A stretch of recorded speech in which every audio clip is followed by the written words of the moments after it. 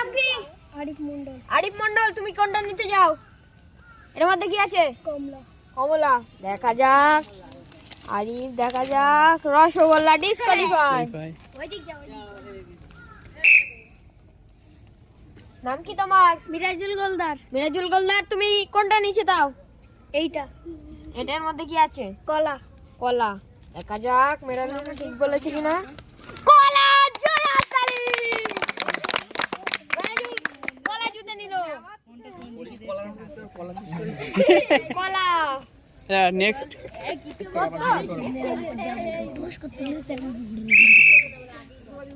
ওর নাম কি? নাসিম মন্ডল, তুমি কোনটা নিতে চাও? কলা। যে কোনো একটা কাগজ তোলো। কলা, তাই না?